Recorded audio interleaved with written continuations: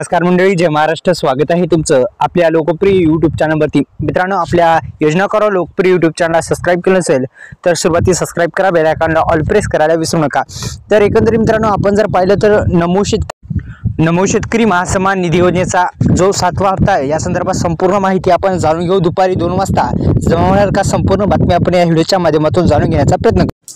एकंदरीत जर आपण जर पाहिलं तर मित्रांनो, नमो शेतकरी महासन्मान निधी योजनेचा 7वा हप्ता अखेर वितरणाच्या प्रतीक्षेत आहे. आणि एकंदरीत 7व्या हप्त्याला जेव्हा 7वा हप्ता येण्यापूर्वी 6व्या हप्त्याला मंजुरी जी आहे ती मिळाली होती. आणि महाराष्ट्र शासनाने कृषी विभागाने जाहीर केलेल्या नमो शेतकरी महासन्मान निधी योजनेतून राज्यातील लाखो शेतकऱ्यांना दरवर्षी 6,000 रुपयाचा आर्थिक सहाय्य दिले जाते. प्रधानमंत्री किसान महासन्मान निधी योजनेच्या धर्तीवर सुरू करण्यात आलेली नमो शेतकरी महासन्मान निधी योजना या नमो शेतकरी महासन्मान निधी योजनेच्या माध्यमातून आतापर्यंत शेतकऱ्यांना बांधवांना जर आपण पाहिलं तर आतापर्यंत 6,12,000 रुपयाचा अर्थसहाय्य या योजनेद्वारे मिळालेला आहे.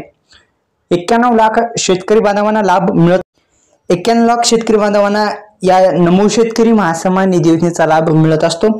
नमो शेतकरी महासन्मान निधी योजना 2023-24 या वर्षापासून लागू करण्यात आली होती. तिचा उद्देश पीएम किसान योजनेतील लाभधारकांना राज्य शासनाकडून अतिरिक्त आर्थिक आधार देण्याचा आहे.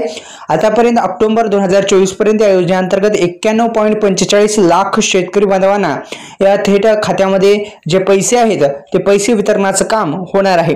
आज जर आपण खाली स्क्रोल केल्याच्या नंतर आपण जर पाहिलं तर महाराष्ट्रातील महायुती सरकारने विधानसभा निवडणुकी दरम्यान नमो शेतकरी योजनेचे वार्षिक अनुदान 6,000 रुपये 9,000 रुपये करण्याचं ठरवलं होतं. पण अद्याप याच्यावर विचारमंथन नाही असं आपल्याला दिसतं.